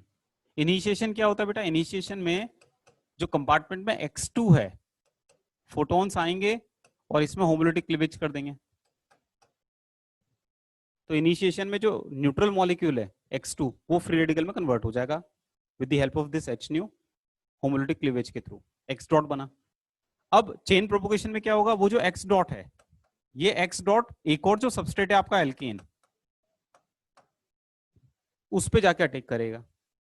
अटैक कैसे करेगा, तो ये कार्बन हाइड्रोजन बॉन्ड का होमोलिटिक क्लीवेज, और X को हम क्लब करेंगे. हमारे पास में 2 चॉइसेस हैं, क्या क्या. X को हम R पे क्लब कर दें, अगर X को R पे क्लब करते हैं तो RX बनता है, साथ में H डॉट फ्री बचेगा. या फिर हम X को बजाय R पे क्लब करने के, हम एक काम करते हैं, X डॉट को H डॉट के साथ जोड़ देते हैं. अगर ऐसा करते हैं तो क्या बनेगा, R डॉट प्लस HX. अब ये होगा कि ये होगा, वैसे तो पता लगता है भैया कि बॉन्ड जो टूट रहा है उसमें कितनी एनर्जी कंज्यूम हो रही है, और जो नए बॉन्ड बन रहे हैं उसमें कितनी एनर्जी रिलीज हो रही है, और उसके हिसाब से हम लोग देखते हैं कि कौन सी फेवरेबल है. बट वो हिसाब भी छोड़ो, कौन वो बॉन्ड डिस्ट्रीब्यूशन एनर्जी का डेटा लेके बैठेगा. तो मैं इन जनरल एक बात बता देता हूँ, जितनी भी फ्री रेडिकल रिएक्शंस होती हैं हमारी ऑर्गेनिक में, हमेशा याद रखना 11th में भी 12th में भी, हाइड्रोजन बड़ा नन्हा सदस्य है, बहुत छोटा है यार, बहुत छोटा है, बहुत छोटा है. तो नन्हे सदस्य को अकेला ना छोड़ो. H का रेडिकल नहीं बनाओ. H का रेडिकल बनाने की औकात केवल सोडियम की होती है, सोडियम पोटेशियम की, बस. बाकी तुम अपने इन हाथों से H का रेडिकल मत बनाना यार. H का रेडिकल ना बाबा ना, ऐसा अन्याय ना करें. देखो मैं इमोशनल बात कर रहा हूँ, बट टेक्निकल बात क्या है, एनर्जी से कैलकुलेट करोगे समझ आ जाएगा कि ये वाली फेवरेबल है, वो वाली स्टेप फेवरेबल नहीं है. कैसे पता लगेगा, बॉन्ड तोड़ने में कितनी एनर्जी लग रही है और नया बॉन्ड बनने में कितनी एनर्जी रिलीज हो रही है, डिफरेंस कितना है. ठीक है, तो ये फेवरेबल होगा. अच्छा, अब होगा क्या, अब समझ आ रहा है. इसको कंपार्टमेंट में देखोगे तो मजा आएगा. ध्यान देना, ध्यान देना, ध्यान देना. कंपार्टमेंट में क्या है, एल्केन है. कंपार्टमेंट में और क्या है, X2 है. और क्या आया, H न्यू आया. अब समझते हैं ना, H न्यू आया तो उसने क्या करा, X2 जो है उसको तोड़ दिया, और तोड़ के क्या बना दिया, रेडिकल. जैसे ही रेडिकल बना तो इस ससुरे ने क्या करा, RH पे अटैक करा और HX बना दिया. तो HX देखो क्या होता जा रहा है, HX बना एक मॉलिक्यूल और साथ में R डॉट। जैसे ही R डॉट बना एल्केन का दिमाग खराब, उस R का दिमाग खराब। बोले हमारा रेडिकल किसने बनाया? बोले X तूने बनाया, हम तेरे को नहीं छोड़ेंगे। अब ये जो R डॉट है वो किसके समूह पे जाकर अटैक करेगा? जो X2 का जो ग्रुप है उस पे जाके बम्बार्डमेंट करेगा, अटैक। क्या बना? RX plus X dot. जैसे ही इसने इसके ग्रुप पे जाकर अटैक किया X डॉट, तो X डॉट ने कहा अब हम तुझे नहीं छोड़ेंगे, भड़ाम भड़ यही होता रहेगा। चेन प्रोपोगेट हो रही है। तो चेन प्रोपोगेशन की खासियत है पता है क्या? चेन प्रोपोगेशन की जितनी स्टेप्स होती हैं, हर एक स्टेप में आपको जो आपके ओरिजिनल रिएक्टेंट हैं उनमें से किसी एक टाइप का रिएक्टेंट दिखता है। आपके ओरिजिनल रिएक्टेंट कौन कौन है जो आपस में रिएक्ट करने, मतलब जो रिएक्ट करने वाले थे? एल्केन था, X2 था। तो देखिए यहाँ एल्केन दिख रहा है तो यहाँ X2 दिख रहा है। एक और खासियत होती है, हर एक चेन प्रोपोगेशन में जो प्रोडक्ट रेडिकल होता है, प्रोडक्ट में जो रेडिकल है वो रेडिकल अगली स्टेप में आपको नजर आएगा। इस चेन प्रोपोगेशन का जो रेडिकल यहाँ बना वो रेडिकल अगली स्टेप में दिख रहा है, यहाँ का जो रेडिकल बना वो पहली स्टेप में दिख रहा है। तो बढ़ाम बढ़ ये X2 को बर्बाद कर रहा है, ये एल्केन को बर्बाद कर रहा है, फिर ये जो बना वो X2 को बर्बाद करेगा, ये जो बना वो एल्केन को बर्बाद करेगा। बढ़ाम बढ़ बढ़ाम बढ़ बढ़ाम बढ़। और ससुरे साथ में क्या बनते जा रहे हैं? RX HX RX HX। और एक सिचुएशन ऐसी आएगी कि उसके बाद में ना एल्केन रहेगा ना X2 रहेगा, केवल क्या रहेगा? केवल रहेंगे आपके RX और HX, और साथ में बचे हुए चुटपुट R डॉट X डॉट, ये लोग बचेंगे, साथ में प्रोडक्ट्स बचेंगे RX HX। सारा एल्केन खत्म, सारा X2 खत्म। और जब सारा एल्केन सारा X2 खत्म हो जाएगा तब इन रेडिकल्स को अक्ल आएगी, अरे हमने क्या किया। बहुत दुखी होंगे, फिर बहुत दुखी होंगे, और दुखी होंगे और हिल मिल के रोएंगे, अरे हमने क्या किया, हमने तो अपनों को ही बर्बाद किया। बड़े दुखी। और टर्मिनेशन, चेन टर्मिनेशन। तो टर्मिनेशन में क्या होगा? जितने टाइप के रेडिकल यहां बने हैं R डॉट, वो रेंडमली क्लब होंगे। R डॉट किसी दूसरे R डॉट जो बचा होगा युद्ध के बाद, अरे हमने क्या किया, अरे हमने अपनों को बर्बाद किया। X डॉट जो भी थोड़े बहुत बचे हैं, अरे हमने क्या किया, हमने अपनों को बर्बाद किया। R डॉट X डॉट, अरे हमने क्या किया, हमने अपनों को बर्बाद किया। युद्ध से किसी का फायदा नहीं होता, शांति नहीं मिलती।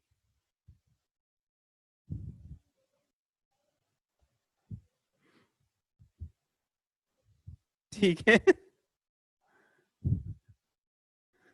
ठीक यार, देखो देखो देखो, अब तुम यहाँ पर जजमेंट ले रहे हो, ससुरी ये गलती किसकी, ये युद्ध क्यों हुआ? अब डिस्प्यूट क्या हो रहा है, न्यूज में क्या चल रहा है अभी यहाँ पर, ये GTV की न्यूज जो है उसमें किसकी गलती? तो कुछ पार्टीज बोल रही है X की गलती, ससुरा X क्यों बना। ठीक है, छापो छापो।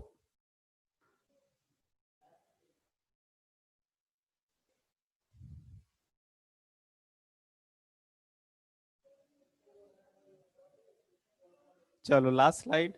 हम्म, हाँ जी, छाप लो फटाफट।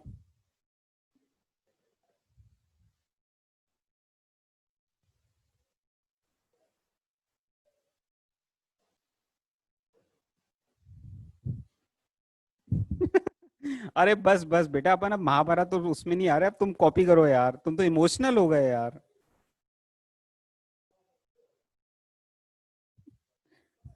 तुम तो इमोशनल हो रहे हो यार, डोंट बी इमोशनल यार, सब्जेक्ट। आप मेरी बातों में मत उलझाया करो, ठीक है।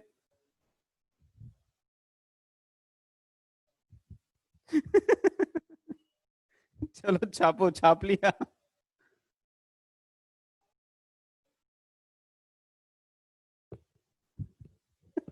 इनकलाब जिंदाबाद। बाप रे, आगे बढ़ू। हाँ, तुम तो बिल्कुल इमोशनल हो गए यार। अच्छा सुनो, अब जो रेट डिटरमाइनिंग स्टेप होती है ना बेटा, इसमें ये वाली होती है, ये वाली।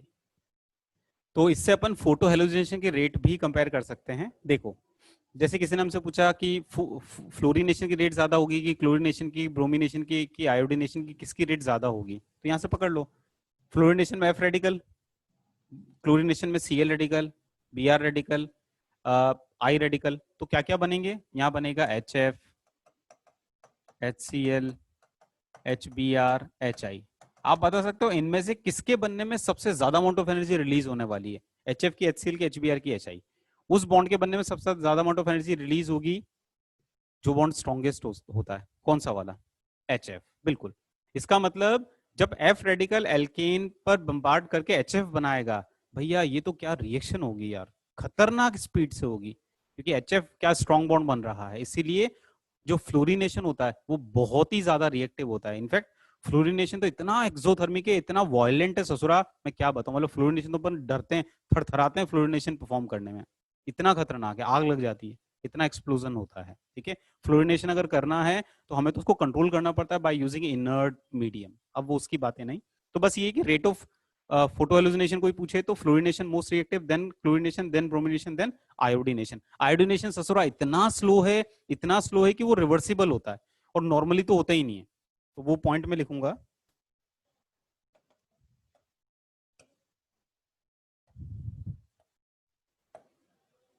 तो सबसे पहली पॉइंट है free radical substitution.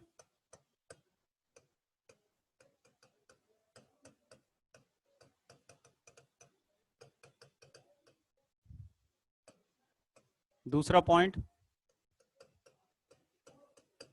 Fluorination most reactive,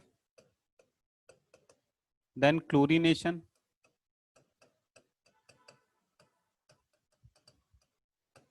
then bromination,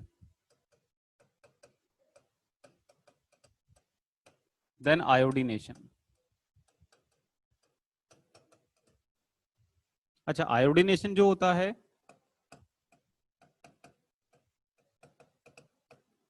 वो तो एंडोथर्मिक और रिवर्सिबल होता है।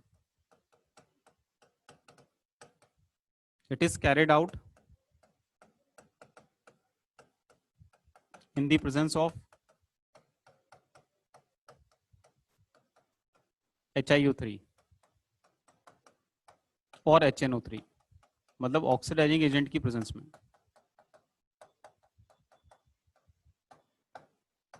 कारण क्या? कि एल्केन पर जब आप आयोडीनेशन करोगे I2 की मदद से,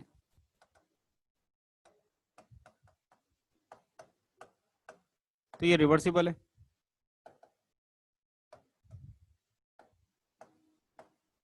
तो Ri प्लस HI।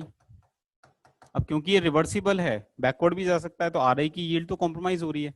Ri की यील्ड हमें ज्यादा चाहिए, तो उसके लिए क्या करते हैं हम लोग? HI को रिमूव करते हैं। HI को कैसे रिमूव करते हैं? तो हम लोग आयोडीनेशन HiO3 या HNO3 की प्रेजेंस में करवाते हैं। तो जैसे आपने HiO3 की प्रेजेंस में करवाया, तो वो क्या करेगा? जो HI बनता जा रहा है उसके साथ HiO3 रिएक्ट करता जाएगा, और I2 प्लस H2। ठीक है, तो I2 में उसको कन्वर्ट करेगा, तो I2 रिकंज्यूम हो जाएगी, तो रिएक्शन तो HI रिमूव भी हो रहा है और I2 सिस्टम में वापस आ रहा है, तो इक्विलिब्रियम फॉरवर्ड शिफ्ट होता चला जाएगा। ठीक है, तो ये इंफॉर्मेशन याद रखना। राइट, चलिए आगे बढ़ूं। छाप लिया? छाप लो जल्दी से, जल्दी से छाप लो।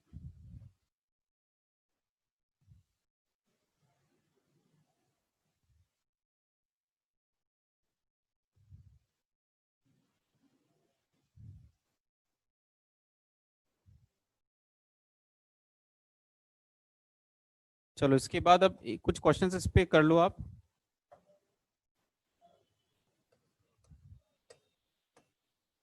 कोशिश करना सही करने की।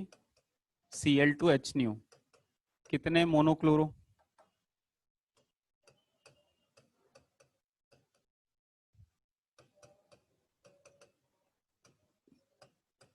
Excluding stereo.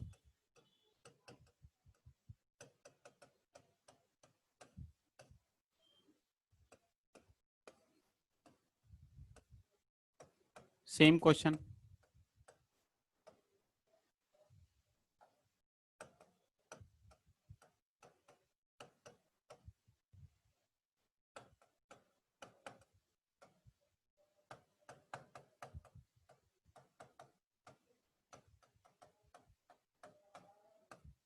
करिए ट्राई।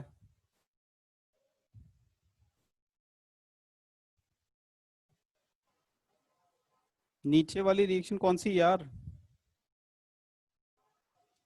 अरे ये मैंने बताया कि एल्कीन का जब आयोडीनेशन करते हैं तो ये रिवर्सिबल होता है। रिवर्सिबल होता है तो आर आई अगर बना भी है तो बैकवर्ड भी आ सकता है, तो आर आई की यील्ड जो है कम मिल रही है।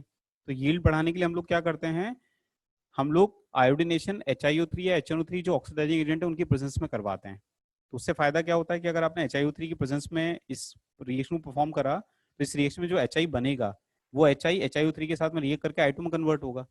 तो HiO3 HI को रिमूव कर रहा है तो इक्विलिब्रियम फॉरवर्ड जाएगा, आर की कंसंट्रेशन आपको ज्यादा मिलती चली जाएगी। ठीक है, आगे बढ़ूं? हम्म। हम्म। करो, ट्राई करो उसको।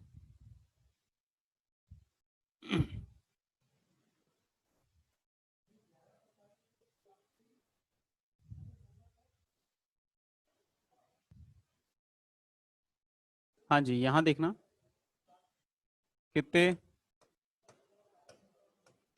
एक, दो, तीन, चार, तो स्ट्रक्चरली चार मिलेंगे। यहाँ पर अगर हम लोग देखें, एक, दो, तीन, चार, पांच। Any doubt?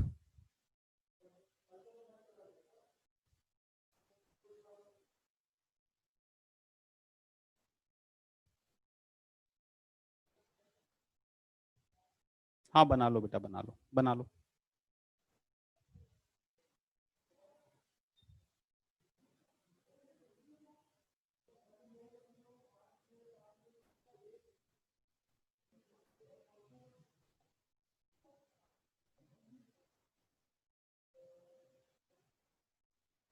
आगे बढ़े। तो ये फोटो हेलुसिनेशन। अब एल्केन फटाफट वाइंड अप करते हैं। 10:40 तक है ना लेक्चर, कब तक है? तो अभी मेरे हिसाब से 20 मिनट है, 20 मिनट में अपना बचा हुआ एल्केन खत्म। तो आज एल्केन खत्म, कल एल्कीन एल्काइन खत्म, उसके बाद एक लेक्चर में एरीन खत्म। बढ़िया। ठीक है।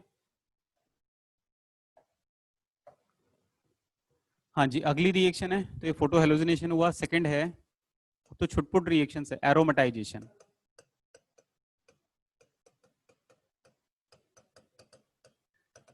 एरोमेटाइजेशन।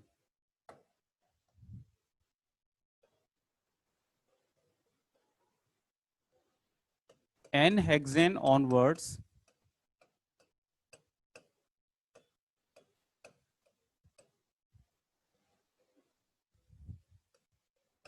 जो एन एल्केन्स हैं,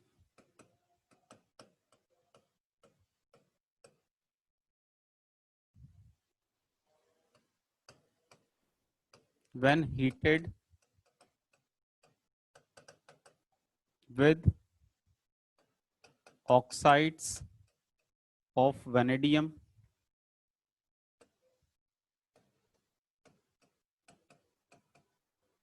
और क्रोमियम और molybdenum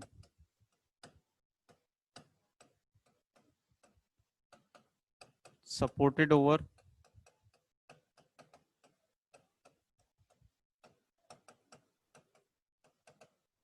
alumina gel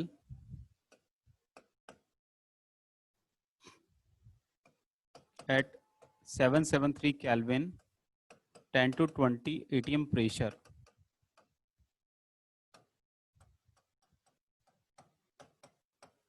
form benzene derivatives.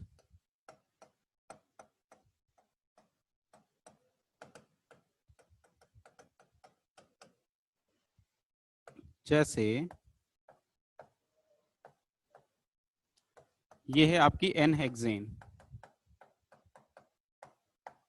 इसको आप Cr2O3 या V2O5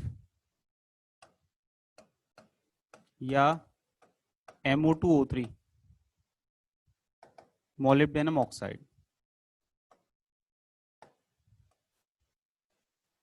supported over Al2O3, 773 kelvin temperature और 10 to 20 atm प्रेशर। तो इसमें क्या 6 कार्बन है तो बेंजीन बनेगा।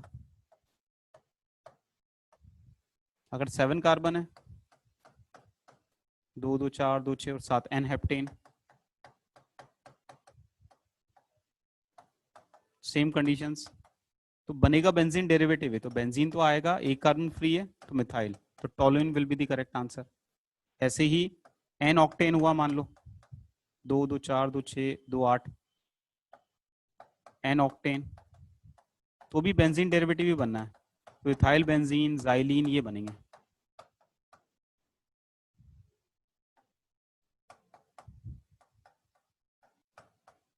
ठीक है, कॉपी करिए, तो ये कहलाता है एरोमेटाइजेशन। लास्ट स्लाइड, ये last slide.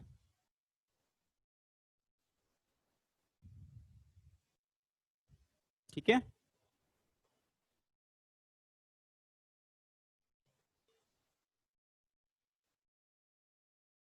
Chromium, vanadium, molybdenum,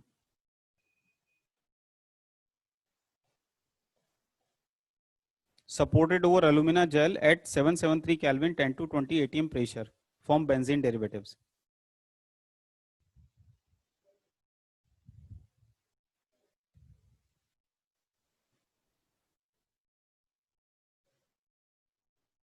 ठीक है, आगे बढ़ूं। एलएन में क्लासेस कब स्टार्ट होंगी? मतलब क्लासेस तो स्टार्ट हो गई ना, तुम्हारी लाइव चल रही है, इवनिंग में ऑफलाइन भी है।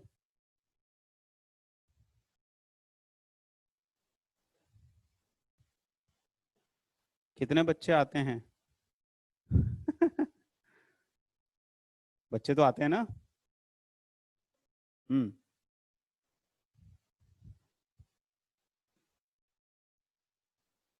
V2O5 के बाद क्या लिखा है?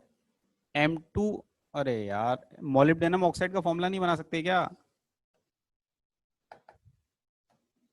देखो, V2O5 MO2O3 मोलिब्डेनम ऑक्साइड। ठीक है, जाइलिन्स क्यों बने? जाइलिन्स क्यों बने? देखो भैया, क्यों बने, एक आया क्वेश्चन, क्यों बने, क्यों बने, तो देखो भैया क्यों बने। मतलब मैं चाह रहा था कि तुम्हें इसको आगे समझाऊं नहीं, लेकिन तुमने फिर पूछ लिया क्यों बने। तो देखो इसमें होता क्या है, 1 2 3 4 5 6 7 हो गया यार। मैं मतलब चाह रहा था कि नहीं बताऊं नहीं बताऊं, लेकिन तुमने पूछ लिया क्यों बने, तो समझो इसमें होता क्या है।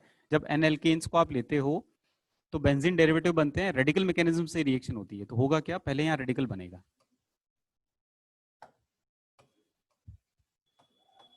एक रेडिकल यहाँ बना, एक रेडिकल यहाँ बना, फिर रिंग बनी तो साइक्लोहेक्सेन बना, फिर -H2, तो ये जो हाइड्रोजन है ना ये निकलेंगे, डीहाइड्रोजिनेशन होगा, डी मतलब रिमूवल, हाइड्रोजिनेशन मतलब हाइड्रोजन का, और बेंजीन बन जाएगा। ये रिएक्शन ऐसे होती है। तो इसमें होता क्या है, रेडिकल का बनना, फिर साइक्लाइजेशन होना और फिर डीहाइड्रोजिनेशन होकर बेंजीन डेरिवेटिव का बनना, ये प्रोसेस होती है। तो ये तो हो गया एन हेक्सेन का। मान लो एन हेप्टेन होता, एन हेप्टेन होता। अच्छा, आप सोच रहे होंगे बेंजीन डेरिवेटिव क्यों बने, क्योंकि बेटा साइक्लिक जो एल्केन्स होती हैं, साइक्लो एल्केन्स, उसमें 6 member ring most stable ring होती है।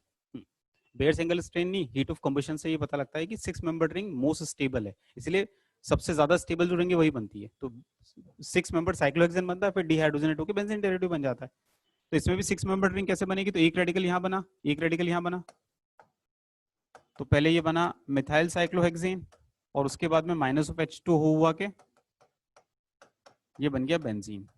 तो ये अच्छा, इसके बाद में अगर ऑक्टेन है, एन ऑक्टेन, 1 2 3 4 5 6 7 8, तो 6 मेंबर रिंग कैसे कैसे बन सकती है, यहाँ रेडिकल यहाँ रेडिकल, तो 1,2 dimethyl cyclohexane, sorry 1,2 dimethyl cyclohexane, फिर डिहाइड्रोजनेट होके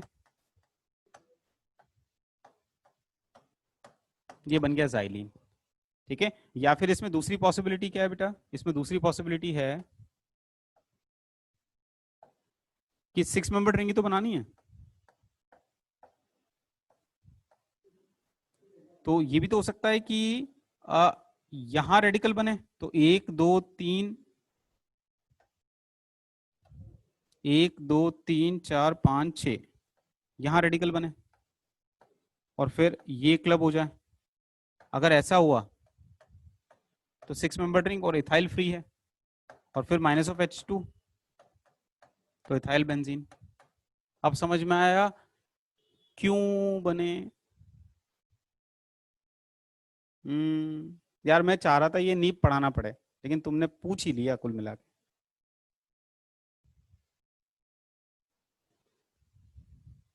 नहीं नहीं नहीं, और नहीं बेटा, और नहीं, बनते ही हैं, ये भी बनता है प्लस ये भी बनता है। कुछ मॉलिक्यूल ऐसे चल जाते हैं, कुछ मॉलिक्यूल ऐसे चल जाते हैं, इसलिए प्लस आएगा। ठीक है,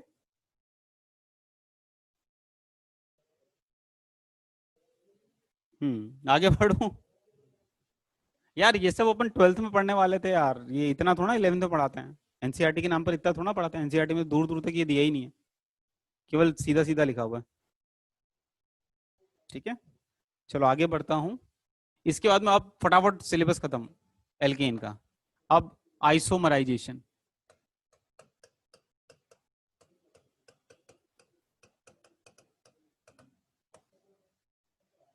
सुनो, एन एल्केन्स को जब AlCl3 HCl की प्रेजेंस में हीट करते हैं तो इसका चेन आइसोमर बनता है ब्रांच्ड एल्केन। ये है एन एल्केन, एन ब्यूटेन, और ये है 2 मिथाइल प्रोपेन।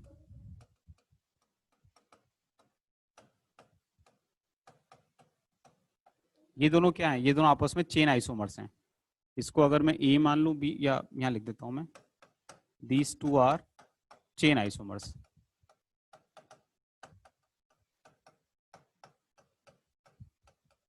तो जब एन एल्केन्स अनब्रांच्ड एल्केन्स को AlCl3 HCl के प्रेजेंस में बहुत ज्यादा टेम्परेचर पे हीट करते हैं तो उनके चेन आइसोमर्स जो ब्रांच्ड पार्टनर हैं, चेन आइसोमर्स, वो बनते हैं।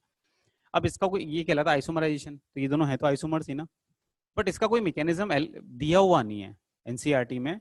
इसका एक जबरदस्ती का मैकेनिज्म मैं तुम्हें बताता हूँ, बताऊँ क्या एक जबरदस्ती का मैकेनिज्म रिएक्शन समझने के लिए? बताता हूँ, बता देता हूँ, उससे रिएक्शन याद करना आसान हो जाता है। वैसे तो याद रखना है, बट याद करना आसान हो जाएगा। कैसे, तो सुनो, जबरदस्ती का मैकेनिज्म। तो AlCl3 बोरोन खानदान, और मैं हमेशा कहता हूँ बोरोन खानदान भूखा खानदान, मंगता खानदान, मांगने का काम करेगा। ऐसा कभी बोला था क्या मैंने पहले कभी? हम्म तो incomplete octet, boron family incomplete octet, incomplete octet तो हमेशा पैसा चाहिए, पैसा चाहिए, पैसा चाहिए। Boric acid, boric acid H3BO3 जहां जाता है ससुरा पैसा मांगना चालू। बोरोन फैमिली ऐसी फैमिली है, कोई नहीं मिलता तो ससुरे वो दूसरे दो मॉलिक्यूल आपस में मिलकर अजीबोगरीब बॉन्डिंग कर लेते हैं। ऑक्टेट कंप्लीट हो गया, ऑक्टेट B2H6 बनाना bond 3 centre 2 electron. AlCl3 exist as a dimer, याद आया? बैक बॉन्ड, हाँ, ब्रिज बॉन्डिंग। तो ये फैमिली बड़ी अजीब है यार, बोरोन फैमिली इनकम्प्लीट ऑक्टेट। तो ऑक्टेट कंप्लीट करने के लिए क्या क्या नहीं करती, बड़े प्रयास रहते हैं इसके कि ऑक्टेट कंप्लीट हो जाए। कोई नहीं मिलता तो टेम्परेरी बॉन्डिंग कर लेते हैं, कोई परमानेंट इलेक्ट्रॉन डोनर मिल जाए तो वो बॉन्डिंग टूट जाती है, ब्रिज बॉन्डिंग, और उससे मांगना चालू कर देते हैं। तो ऐसे ही AlCl3 जब यहाँ पर आया एन ब्यूटेन के पास, तो AlCl3 ने देखा, हमेशा पहले देखता यूं यूं देखता, यूं, कहीं पैसा है क्या, कहीं पैसा है क्या, यूं यूं देखता है। उसने देखा है कहीं पैसा दिख नहीं रहा, तो फिर पता है क्या करता है वो, ये जबरन की बात बता रहा हूँ, जबरन का मैकेनिज्म है केवल समझने के लिए। तो वो क्या करता है, जो टर्मिनल वाला CH3 है, टर्मिनल वाला CH3 उसको भड़काता है। हे CH3, आप तो इतने महान हैं, और आप जैसा महान तो दुनिया में कोई नहीं है, और आप तो क्या पढ़ाते हैं और आप क्या करते हैं, जबरदस्ती की तारीफों के पुल। आ गया, तारीफ किसको पसंद नहीं है, तो CH3 बातों में आ गया। तो CH3 ने कहा AlCl3 मैं आ रहा हूँ तेरे पास। तो AlCl3 धीरे से क्या बोलता है, सुन CH3, तो आ तो रहा है, पैसे पूरे लेके आइयो, छोड़ियो मत एक भी। तो क्या, यहाँ का जो पूरा पैसा है, ये सिंगल इलेक्ट्रॉन में जो दो इलेक्ट्रॉन, सिंगल बॉन्ड में जो दो इलेक्ट्रॉन है, ये पूरे दो इलेक्ट्रॉन CH3 लेगा, एज ए नेगेटिव निकलेगा और AlCl3 के पास जाएगा, और पीछे क्या छोड़ जाएगा, कार्बोकेटायन, साथ में क्या भाई, साथ में minus of AlCl3, AlCl3 CH3 और ये नेगेटिव चार्ज, कार्बोकेटायन पैदा हो गया। अरे भाई साहब, कार्बोकेटायन जहां पैदा हुआ रोना चालू। पैदाइशी बीमारी याद है उसकी, पैदाइशी बीमारी जीओसी में पड़ी थी।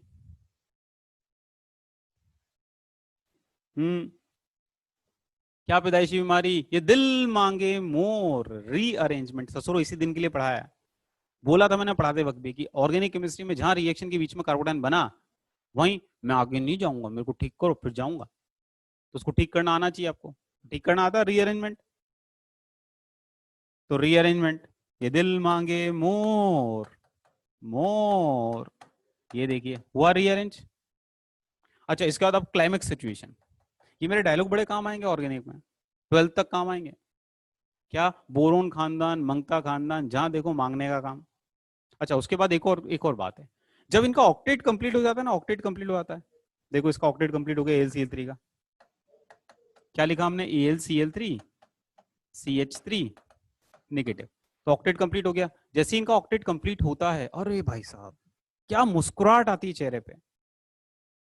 चलो मुस्कुरा तो ठीक ठीक है, मुस्कुरा रहे हो, इट्स ओके, हमें उससे परेशानी नहीं, लेकिन ये पता है प्रॉब्लम क्या है, ये हमारा जो क्रिश है, क्रिश है क्या अभी क्लास में, क्रिश है क्या भाई?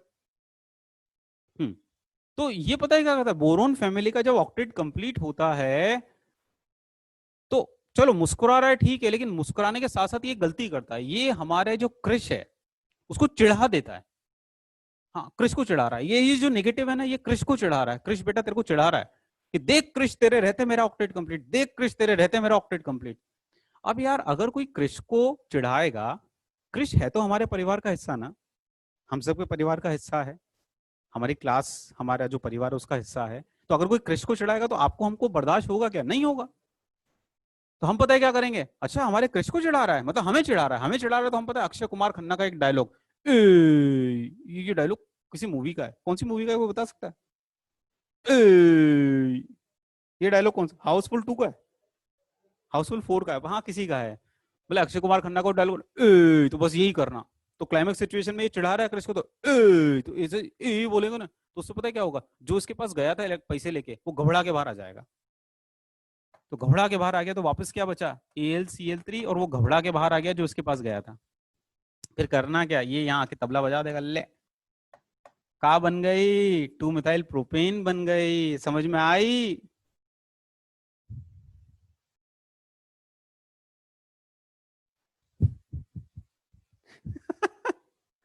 आई, समझ में आई, ठीक है।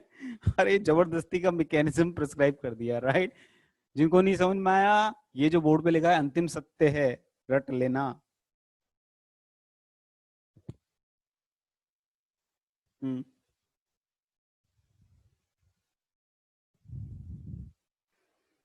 आगे बढ़ो। रट्टा मारे यार बेटा, रट्टा मार रिएक्शन है, देखो एग्जाम्स में मेन क्वेश्चन आता है फोटो हेलोजेनेशन से, और अभी तो हाइड्रोकार्बन का टेंशन लेना ही नहीं है, सब 12th में पढ़ोगे, 12th में डिटेल में पढ़ेंगे तब ज्यादा समझ में आएगा, तो अभी टेंशन लेना ही नहीं, अभी तो बस देख लिया, स्कूल एग्जाम पास करने, दैट्स इट।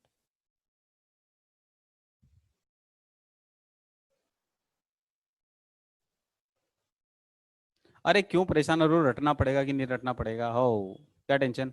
अब इसके बाद में अंतिम जो रिएक्शंस हैं भैया वो ये हैं, बता देता हूं ऑलरेडी, ये रख, सीधा सीधा लिख लो। अगला है कंट्रोल्ड ऑक्सीडेशन, सीधा रट्टा मार, एनसीईआरटी में है। देखो कंप्लीट ऑक्सीडेशन तो होता है, अंतिम सत्य क्या, जो कंबशन हम लोग करते हैं कि O2 की प्रेजेंस में कंप्लीट कंबशन अगर हुआ तो carbon convert into CO2, hydrogen convert into H2O। But अगर आपने कुछ कंडीशंस लगा के कंट्रोल किया तो फिर अलग अलग प्रोडक्ट्स बनते हैं, तो अलग अलग कंडीशन में अलग अलग प्रोडक्ट बनते हैं। मिथेन O2 के साथ में अगर आपने इन कंडीशंस के साथ लिया है तो मिथाइल अल्कोहल बनता है ऑक्सीडाइज होकर, फिर CO2 H2 नहीं बनता। अगर MO2O3 के साथ हीट किया है O2 की प्रेजेंस में तो फॉर्मल्डिहाइड बनता है।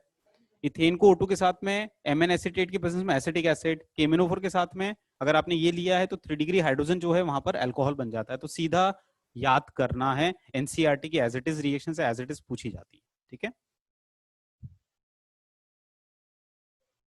लिख लो इसको, नोट्स में इंक्लूड कर लो बेटा, इसलिए कि नोट्स एक साथ हो जाएंगे, तो फटाफट लिख लो बस।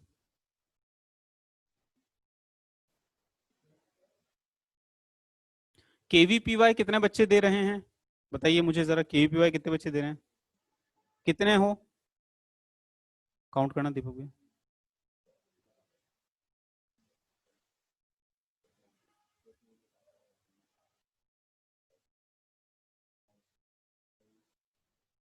तो आप लोगों के लिए मैं एक फेवर करना चाहता हूं।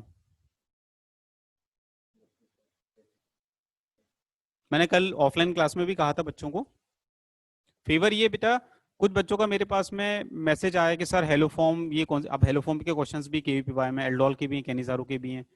तो मैं क्या करूंगा बेटा, आपका इस संडे नहीं, उसके अगले संडे है, तो नेक्स्ट वीक मैं मेरी क्लास जो होगी उसके बाद में, भाई रिकॉर्डिंग तो बंद हो जाएगी क्लास के बाद में, उसके बाद भी जो लोग केवीपीवाई दे रहे हैं वो लोग रुक जाना। तो हर एक मेरे जो 2-3 लेक्चर होंगे उसके बाद में 10-15 मिनट में मैं क्या करूंगा, आपको कभी हेलोफॉर्म पढ़ा दिया, कभी एल्डोल कैनिजारो, कुछ लिमिटेड रिएक्शंस में और पढ़ा दूंगा, ठीक है। और वैसे रेगुलर लेक्चर में तुम हाइड्रोकार्बन वाइंड अप करूंगा ही, तो तुम्हारा लगभग काम हो जाएगा, चलेगा। ठीक है, तो ऐसे तो जो बच्चे मतलब बहुत इंटरेस्टेड हैं केवीपीवाई में, रिएक्शन वाला पार्ट परेशान कर रहा है, तो हाइड्रोकार्बन उनको देखकर मेरी कोशिश है कि हाइड्रोकार्बन वाइंड अप हो जाए, साथ में 10-15 मिनट रुकते जाना, हर लेक्चर में 3 लेक्चर लगेंगे, तो उसमें तुम्हारी ये हेलो फॉर्म की मेन बारीकी बता दूंगा, उससे क्वेश्चन यूं यूं सॉल्व हो जाएंगे अगर याद रह गया तो। ठीक है, चलो आगे बढ़ता हूं। अगला ये और बेटा पायरोलिसिस। पायरोलिसिस कुछ नहीं है बेटा, जो बड़ी बड़ी एल्केन्स होती हैं ना, उनको हाई टेम्परेचर पर हम लोग हीट करते हैं तो उनके टुकड़े टुकड़े हो जाते हैं, तो बहुत सारे मिक्सचर ऑफ प्रोडक्ट बनते हैं। बट हर एक सेगमेंट में याद रखना, conservation of carbon and hydrogen आपको देखना है। जैसे C6H14 है, इसको आपने इतने एलिवेटेड टेम्परेचर पे अगर हीट किया तो बहुत सारे प्रोडक्ट बनेंगे। एक टाइप की रिएक्शन ऐसी होगी जिसमें H2 निकल गया, दोनों का टोटल जो आ रहा है वो देखो C6H14 आ रहा है। या दूसरे टाइप के कुछ मॉलिक्यूल्स जो है वो ऐसे क्रैक हो गए, तो क्रैक तो कैसे भी हो सकते हैं, H2 निकला तो H2 प्लस बचा हुआ सेगमेंट, या ऐसे बीच में क्रैक हो गया, एक C4H8 दूसरा C2H6, या ऐसे क्रैक हो गया, तो कुछ भी बस क्रैक हो जाता है, दैट्स इट। ठीक है, तो that is known as a cracking.